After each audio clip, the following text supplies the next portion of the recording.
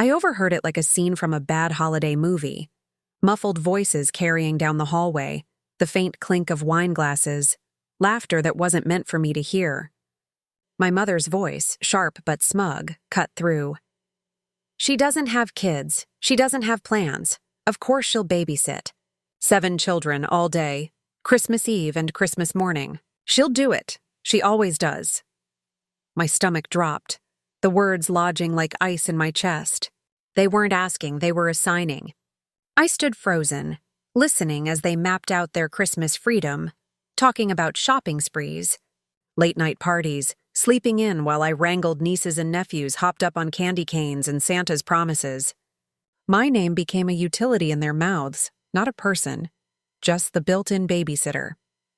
The more they talked, the clearer it became. This wasn't a request. This was a plan executed behind my back, assuming my compliance the way they always had. For a moment, I felt the old pull, the dutiful daughter, the peacemaker, the girl who sacrifices her time so everyone else can shine. But something inside me snapped in that silence. Because this time it was Christmas. And this time I had plans of my own. Plans they knew nothing about. Plans that didn't include being their scapegoat in sparkly wrapping paper. And as I quietly stepped away from that doorway, one thought rang louder than the carols playing in the background. This Christmas, the babysitter wasn't showing up. I didn't say anything that night, not a single word. I smiled through dinner, passed the mashed potatoes, even laughed when my uncle told the same bad joke he always does. But inside I was cataloging every detail. The way my mother avoided eye contact when I asked about plans.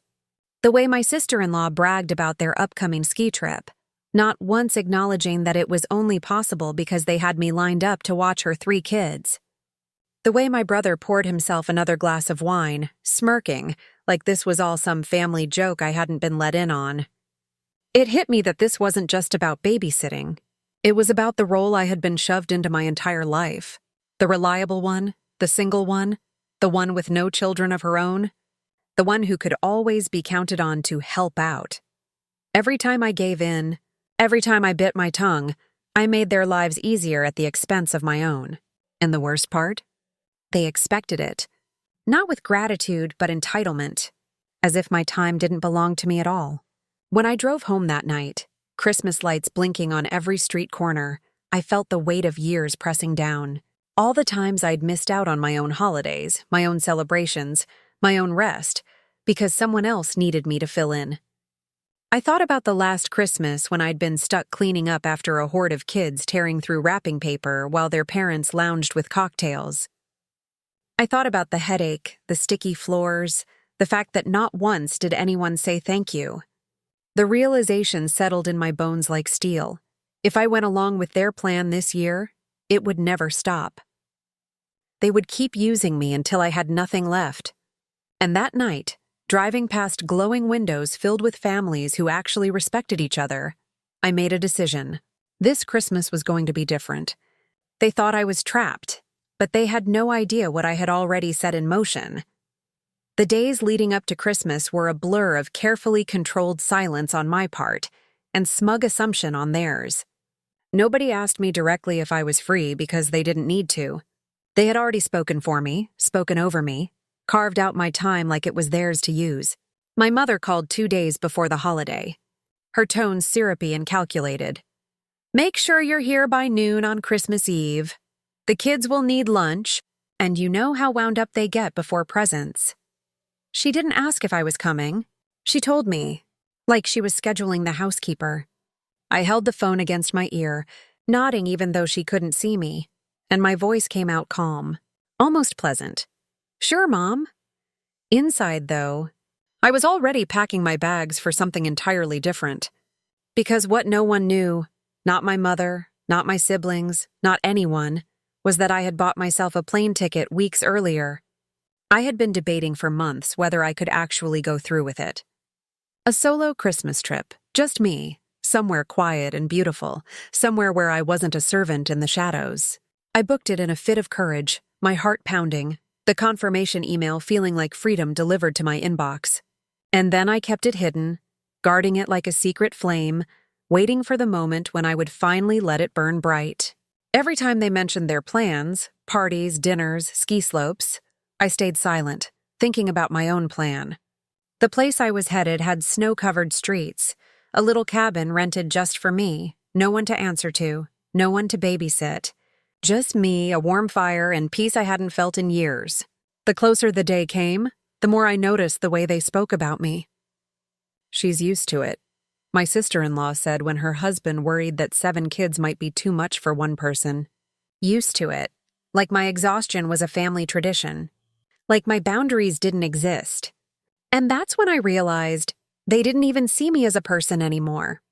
I was a role, a utility, a free service. That was the moment I stopped feeling guilty. Because guilt is for people who are respected enough to have a choice. They had taken that away from me years ago. This time, my choice would be silent, sharp, and irreversible.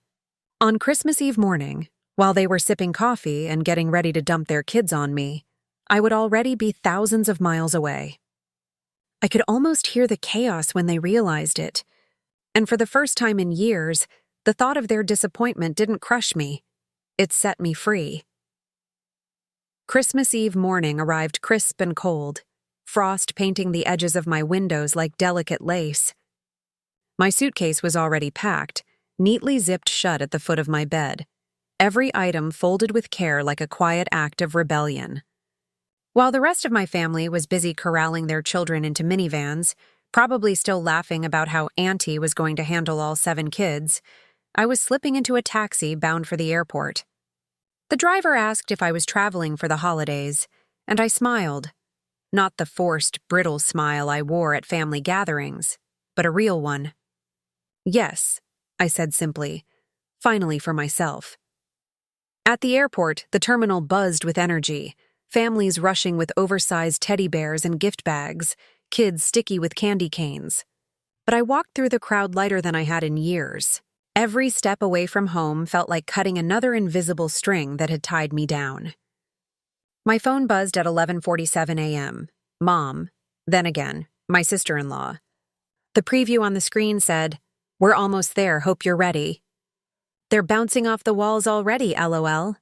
I stared at the message for a long moment, my boarding pass glowing on the screen right beside it. I didn't reply. I turned the phone off and slipped it into my bag like I was sealing a door behind me. When the plane lifted off, banking over the glittering rooftops dusted with snow, I exhaled so deeply it startled me. My body didn't realize how long I had been holding my breath, how long I had been bracing for the next obligation, the next demand disguised as family. The cabin where I landed was nothing fancy, but it was mine. Pine trees stood like guardians outside the windows. The fireplace crackled to life as I set a match to the kindling, and for the first time on Christmas Eve, I wasn't wiping spills or negotiating tantrums. I was sitting quietly with a mug of cocoa, watching the snow fall. Back home, I could imagine the moment they pulled into my mother's driveway, car doors slamming, children spilling out like a tidal wave of noise, only to find silence. No babysitter, no me. I wondered if they barged in, thinking maybe I was late. I wondered how long it took before they realized this wasn't a mistake, that I hadn't forgotten, that I had chosen not to show up. The thought didn't fill me with guilt. It filled me with warmth. Because while they were scrambling, while they were panicking, while they were finally, for once, forced to deal with their own children, I was free. And freedom tastes better than any Christmas dinner I ever served. The fallout didn't take long to reach me, even in the quiet sanctuary of my snowy cabin. By the time I turned my phone back on late Christmas night, the screen lit up with a storm of missed calls and furious messages. My mother's voice filled the first voicemail, trembling with outrage. "How could you do this to your family? We were counting on you." The next message was sharper, my brother's clipped anger spilling through. 7 kids left with us at the last minute? Selfish doesn't even begin to cover it. My sister-in-law's text was longer, dripping with sarcasm. "So glad you finally decided your time was more important than everyone else's. Don't bother coming around if you can't be part of the family." I sat by the fire, their words scrolling past like subtitles to a movie I'd already seen too many times. Except this time, I wasn't in it. I didn't rush to defend myself, didn't scramble to explain. didn't let their guilt seep into my bones. I just let the phone rest on the table, the flames dancing across its glass screen, and I whispered into the empty room, "I'm done." In the silence that followed, I realized how powerful that decision truly was. I had broken the cycle. They expected me to fold, to apologize, to crawl back into the role they had written for me. Instead, I chose myself. And yes, they were angry. Yes, they called me selfish. But what they really meant was, you stopped being useful to us. That clarity was the real gift of the holiday. In the days that followed, I took long walks in the snow, cooked small meals for one, curled up with books I'd never had time to read. And each time I thought of their chaos back home, the tantrums, the sleepless nights, the sudden weight of responsibility they had finally been forced to carry, I felt lighter. Because maybe this was the only way they would ever learn, that I wasn't their safety net, their default nanny, their silent helper. I was a woman with her own life, her own plans, her own worth. And this Christmas, for the first time, I lived like it. New Year's week rolled in quietly where I was, the snow deeper each morning, the sky glowing pink before dawn. My cabin became a world of its own. No deadlines, no slammed doors, no shrill voices calling my name. I woke up when I wanted, made coffee slowly, watched the steam curl into the cold air. I thought back on every Christmas past where I had been running on empty by this point, exhausted from chasing toddlers, cleaning sticky plates, pretending I didn't hear the snide comments about why I was still single. The contrast was so sharp it almost hurt. This year, instead of being buried under wrapping paper and dirty dishes, I was buried under blankets, watching snowfall in silence. But my family didn't take my absence quietly. Their messages turned from anger to cold dismissal, and then to calculated attempts at control. "You embarrassed us," my mother texted. "People asked where you were. Do you know how selfish it looked?" My brother followed with, "If you think you're too good for this family, don't expect us to include you next time." It was supposed to sting, to pull me back into their orbit with shame. But instead it clarified everything. They weren't upset that I missed Christmas. They were upset that I disrupted their convenience. To them, family wasn't about love or connection. It was about utility. And the moment I stopped being useful, I became disposable. That realization should have hurt, but instead it set me free. Because it meant I no longer owed them the loyalty I had been giving blindly for years. Their mask had slipped, and what lay beneath was entitlement, not affection.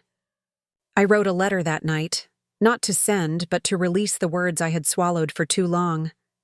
I wrote about every Christmas I'd spent cleaning up after them, every birthday I'd spent babysitting instead of celebrating, every family vacation where I was the unpaid help.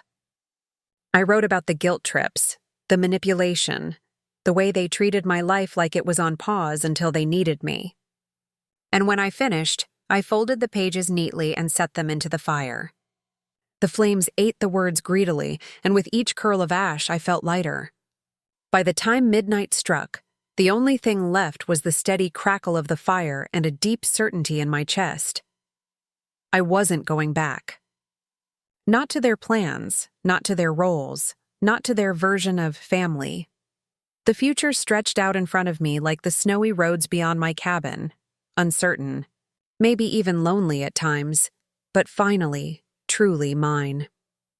When I finally returned home after the holidays, the air felt different, like I'd stepped into a place that once had control over me but no longer did. My house was quiet, untouched, exactly as I'd left it. I set down my suitcase and just stood there, realizing that nothing had collapsed in my absence. The world hadn't ended. My family hadn't imploded. Life had gone on, only this time without me breaking myself to keep it together for them. The first encounter came a week later at the grocery store. My sister-in-law spotted me near the produce aisle, her cart piled high, 2 of her kids whining for candy. She looked me up and down with a tight smile that didn't reach her eyes. "Must have been nice," she said flatly, "to just disappear like that while everyone else was drowning." I met her gaze steadily. For once I didn't shrink, Didn't apologize, didn't try to justify. It was, I said simply, and I pushed my cart past her.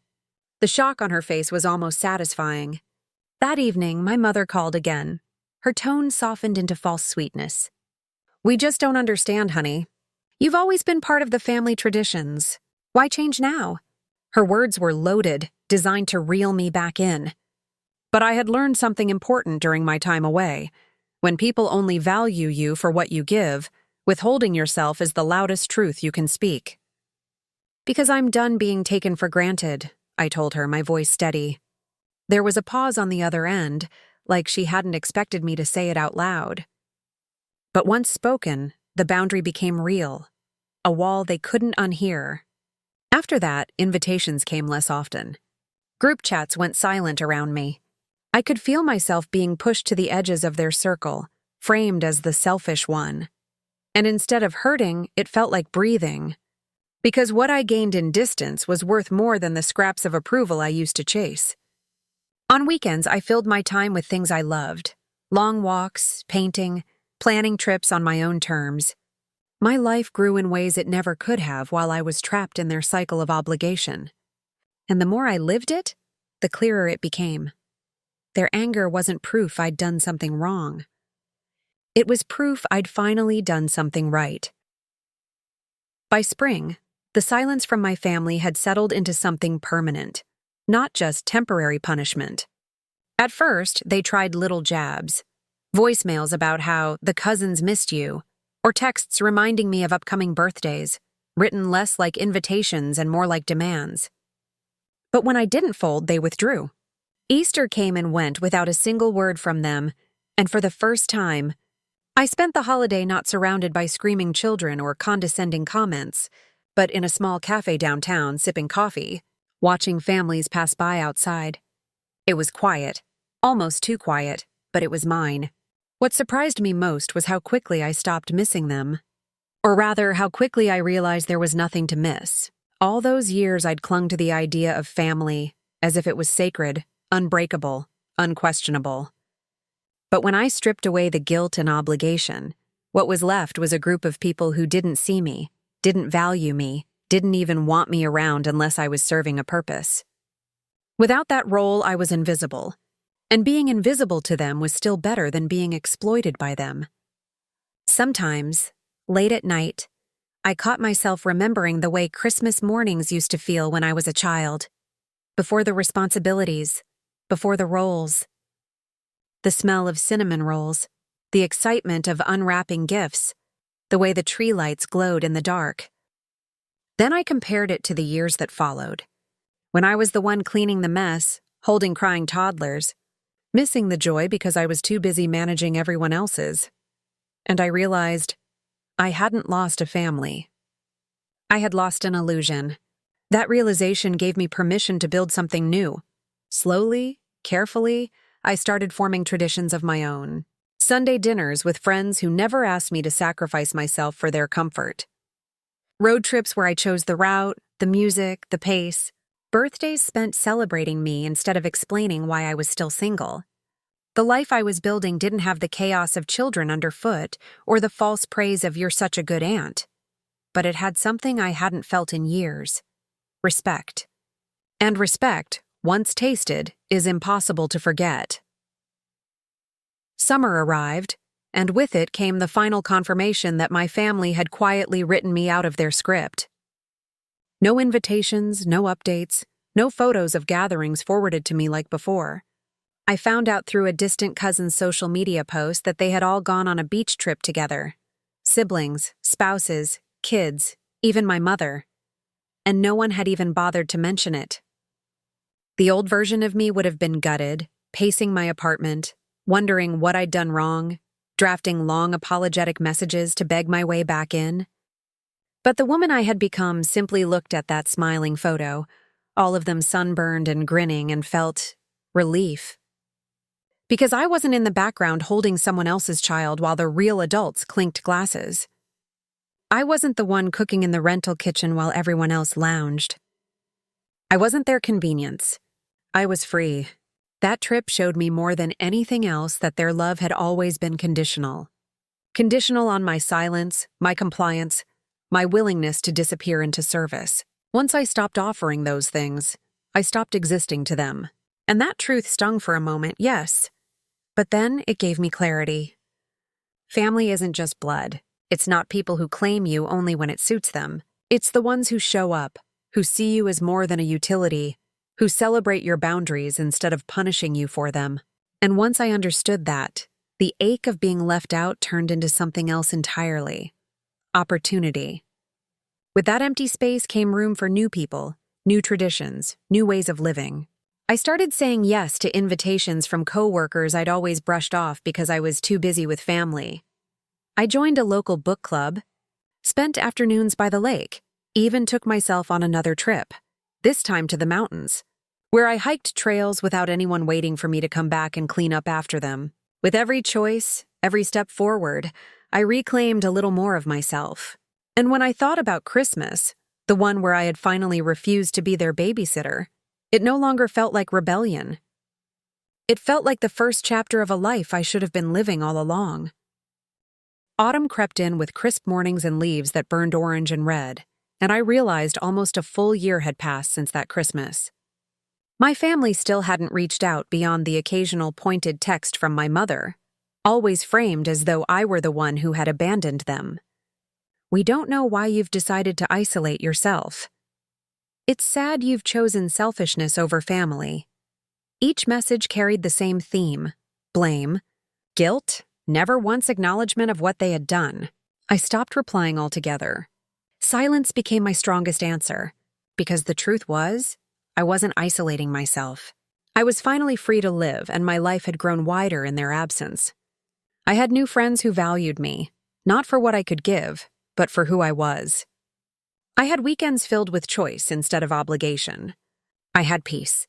And yet, as the next holiday season approached, I could feel the familiar pull of old patterns, the little whisper of temptation. Maybe this year you'll go back. Maybe this year they'll change.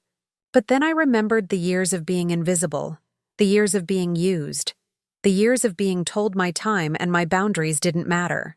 And I realized they weren't going to change because they didn't have to. Unless I enforced the difference, nothing would shift. The power had been in my hands all along, and I'd finally chosen to use it. By November, while stores filled with Christmas music and parents began hunting for gifts, I booked myself another trip. Not as an escape this time, but as a celebration. A declaration that the holiday belonged to me as much as to anyone else. I chose a small town by the coast, where the winter air smelled of salt and pine, and where no one knew me as the built-in babysitter. I pictured myself walking through its quiet streets lit with string lights, ducking into bakeries for warm bread, sitting by the window with a book while the world outside glittered. That image didn't feel lonely, it felt whole. And in that moment, I understood something I had been blind to for years. Family isn't defined by obligation or manipulation. It's defined by choice. And this Christmas, once again, I was choosing me. December came faster than I expected, but this time, instead of dread tightening in my chest, I felt anticipation. My suitcase wasn't a symbol of escape anymore. It was a ticket to something I had earned: freedom, rest, and joy on my own terms.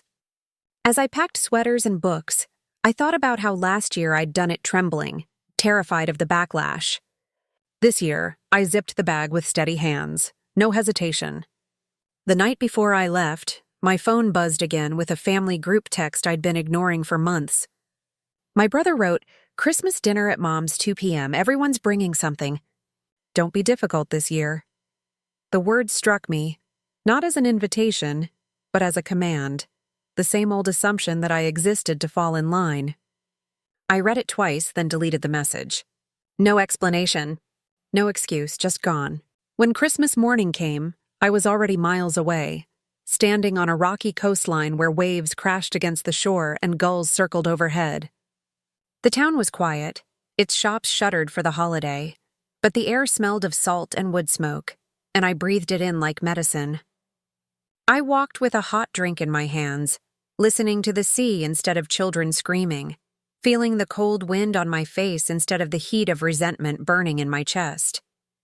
Back at my rental cottage, I lit candles and cooked myself a simple meal. One plate, one glass, no chaos, no demands.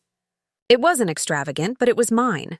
As I ate, I thought about the likely scene at my mother's house. Chaos, exhaustion, 7 sugar-fueled children tearing the place apart while my siblings shouted over them. Maybe someone muttered my name bitterly. Maybe they cursed me for ruining Christmas again. But for once, that wasn't my problem. Their chaos belonged to them. My peace belonged to me. When I finally went to bed, the ocean whispering outside the window, I realized the biggest change wasn't my location. It was me. A year ago, I had chosen escape out of desperation. This year, I chose freedom out of strength. And in that quiet, I promised myself something. Never again would I trade this hard-won peace for a seat at a table where I was never truly seen.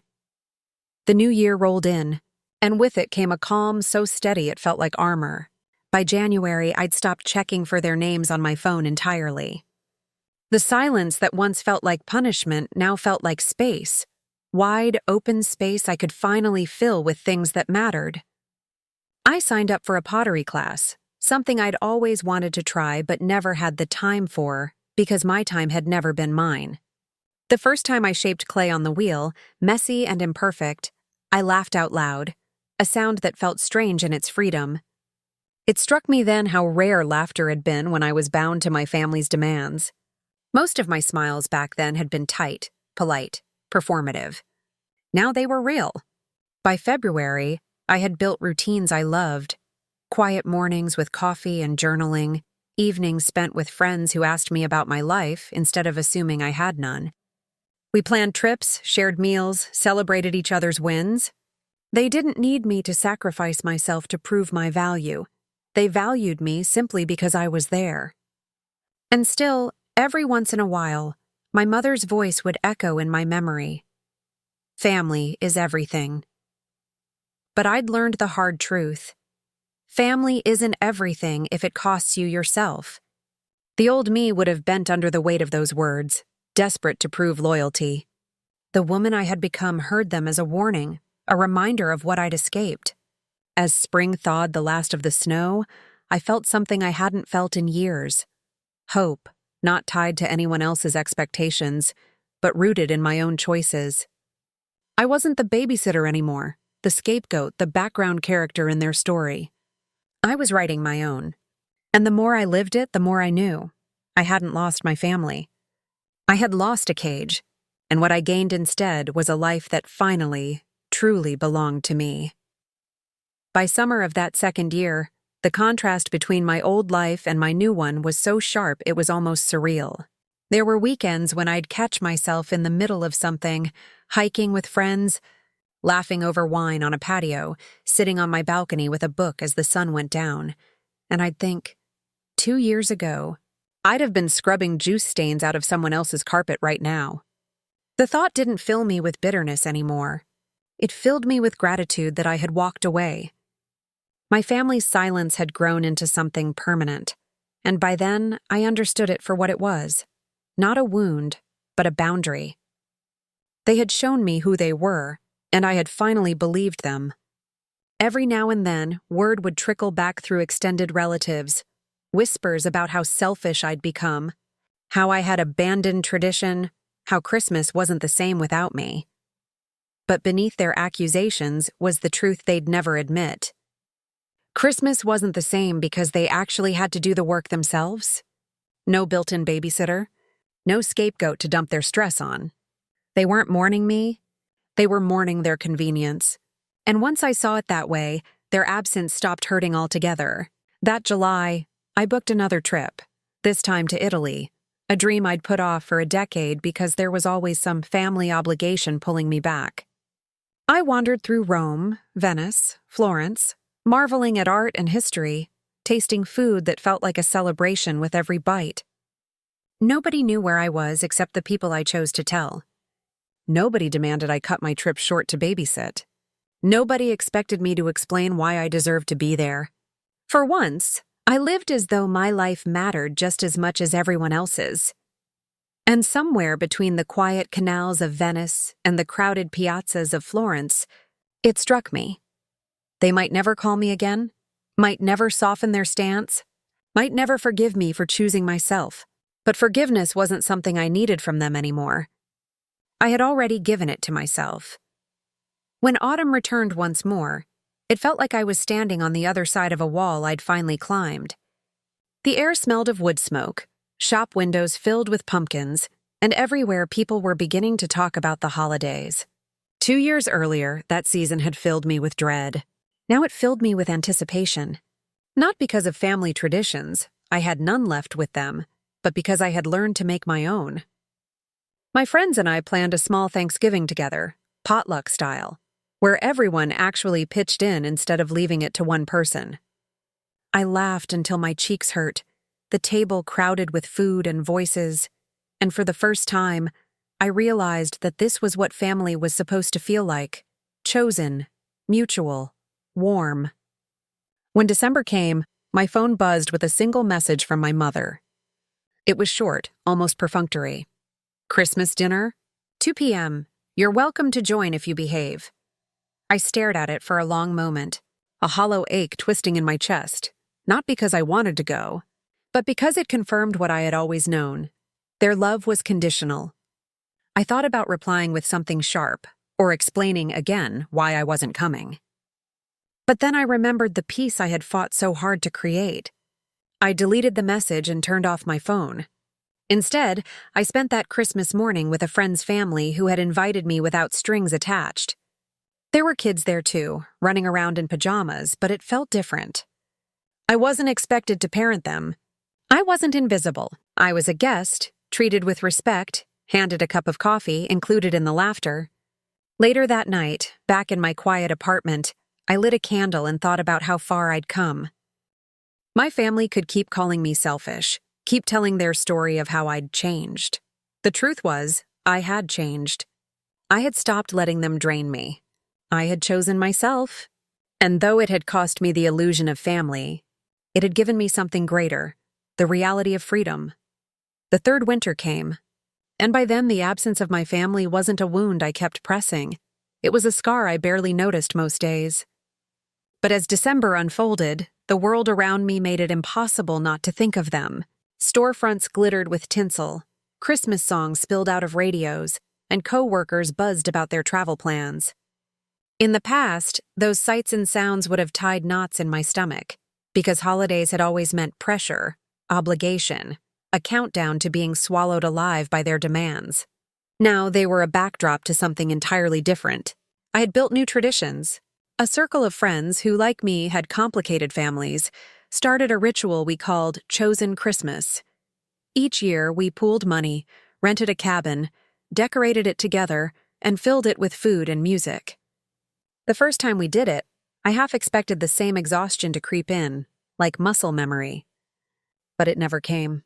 Instead, I woke on Christmas morning to the smell of cinnamon rolls baking, not because I had been forced to make them, but because someone else thought it would be fun.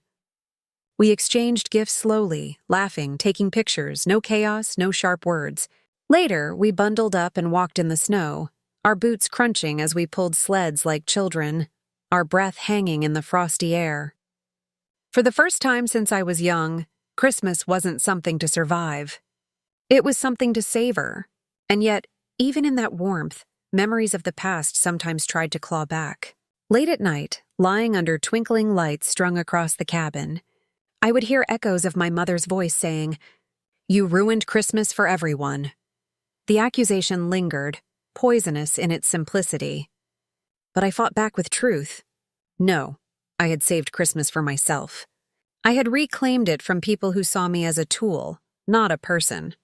And in doing so, I had found a version of the holiday that didn't drain me to the bone. Back home, when the holiday ended, I checked my phone out of habit. A few messages had trickled in from relatives I barely spoke to, cousins wishing me well, an aunt asking if I was ever going to make peace. But from my immediate family, there was nothing. Not even an angry demand. Just silence. And it was in that silence I understood the final piece. They weren't punishing me anymore. They had accepted my absence as permanent. To them, I was gone. To me, I was finally alive. I poured myself a glass of wine that night, sat by the window, and whispered a truth into the quiet. Family had never been about obligation. It had always been about choice, and I had chosen myself.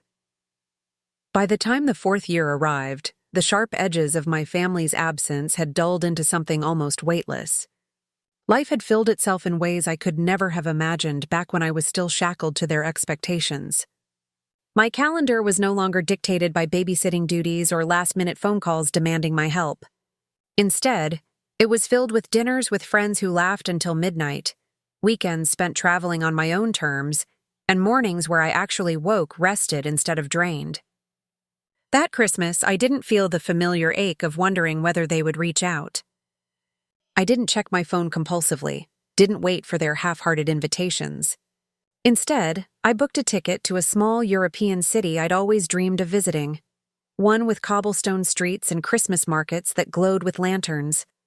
I wandered through stalls selling mulled wine and roasted chestnuts, watched children twirl on outdoor ice rinks, listened to choirs singing in a language I didn't even understand, and yet I felt more at home there, surrounded by strangers than I ever had in my own family's house. On Christmas Eve, I sat at a little cafe overlooking the town square, sipping something warm, and I thought about the version of me who once believed family was everything, even when it broke me. That woman would never have believed I could be here, alone but not lonely, full instead of empty. The irony was sharp. The holiday they had once used to trap me had become the holiday I now used to free myself. Back home, I knew there would be chaos. 7 kids grown older, louder, harder to control. My siblings probably still complaining. My mother probably still muttering about how selfish I was. But the difference now was that their voices no longer reached me. They were background noise in a story I no longer lived. I closed my eyes in that cafe, listening to bells ring through the night, and I made myself a quiet vow. Never again would I trade this peace for the illusion of belonging. Because what I had built, through courage, through loss, through silence, wasn't just survival. It was a life. And as the bells echoed, I realized the truth I had been moving toward all along. I wasn't the babysitter. I wasn't the scapegoat. I wasn't the family's safety net. I was free, and freedom was the only tradition I needed to keep. The years kept stacking up, and with each one, the distance between me and my family stretched wider, until it stopped feeling like distance at all and instead felt like a clean break, like a bridge that had quietly burned down behind me. At first, I used to imagine there would be some grand confrontation, some moment where they would finally admit what they had done, and I would deliver a sharp speech about boundaries and respect. But that moment never came, because they never reached for me in the first place. Their silence became the confrontation, their erasure of me the proof that I had never been wanted for anything more than what I could give. And strangely, that realization didn't crush me. It freed me. Because if I was only ever loved conditionally, then their absence wasn't a loss. It was a liberation. What filled the space instead was a life I had been too busy, too guilty, too exhausted to even dream of before. I began traveling not just during the holidays, but year-round. Long weekends spent in cities I'd never seen, solo hikes through national parks where the only sound was my own footsteps crunching through leaves, late nights at concerts where I sang along without caring who heard. I learned to cook for myself, not in a rushed panic between babysitting duties, but with care, roasting vegetables, trying new spices, plating meals that were for me and me alone. I decorated my apartment the way I liked, filled it with books and plants and colors no one else's opinion could touch. Slowly, I noticed something miraculous. The guilt that had once curled itself around my ribs like barbed wire was gone. In its place was pride. Pride that I had walked away. Pride that I hadn't caved the way they all assumed I would. Pride that I had broken a cycle that would have devoured me if I'd let it. Every time the holidays came, I marked them not with dread, but with intention. Some years I spent with friends who had become my chosen family. People who never demanded, only invited, who laughed with me instead of at me, who saw me as whole instead of useful. Other years I spent entirely on my own, wandering Christmas markets in foreign countries, reading by firelight in cabins, watching snowfall without anyone barking orders in the background. And every year I felt the same quiet truth settle deeper into my bones. They had never truly loved me. Not in the way that counts. Not in the way that sustains. What they loved was my compliance. Once I took that away, they had nothing left to offer me. But I, finally, had everything to offer myself. And so the holidays became something else entirely. Not a battlefield, not a duty, but a mirror of the life I had fought to claim. Each Christmas, each New Year, each passing season whispered the same lesson back to me. I wasn't abandoned. I was set free, and I would never step back into the cage they once called family. This last Christmas, as I stood in a little mountain town watching the snow fall in thick, quiet sheets, I realized just how far I had come. The woman I used to be, the one who waited by the phone, who sacrificed every plan, who accepted guilt as if it were love, she felt like a stranger to me now. I could still remember the sting of their words, the way my mother's voice would harden with disappointment, the way my siblings would laugh behind my back, sure that I would cave like I always did. But the truth is, I never caved again. The moment I walked away that first Christmas, I built a life where my time, my peace, and my joy belonged to me. And as the years unfolded, I learned something no one in my family ever wanted me to know. I was never hard to love. I was simply in the wrong place, with people who only loved what I gave, not who I was. Now, the holidays don't mean chaos or resentment. They mean warm coffee on quiet mornings, laughter with people who choose me, adventures that remind me I'm alive. They mean freedom. And freedom, I've learned, is the greatest gift of all. To the women listening right now who have spent years carrying weight that was never yours, who have been told your time doesn't belong to you, who feel guilty every time you even think of choosing yourself, I want you to hear me. You are not selfish for stepping away. You are not cruel for saying no. You are not wrong for refusing to be used. Sometimes, the bravest thing you can do is stop showing up for people who would never do the same for you. Sometimes family is not blood. It's the people who see you, respect you, and celebrate you without conditions. And sometimes the only way to save yourself is to walk away from the cage they built and call it by its true name, freedom. I don't regret my choice for a single second. And if you're standing where I once stood, torn between obligation and peace, maybe this is your sign. Choose yourself. Because the moment you do, you'll understand what I finally learned. You were never the babysitter, the scapegoat, or the convenience. You were always the main character of your own life. And it's time you started living like it. So tell me, did I go too far, or not nearly far enough?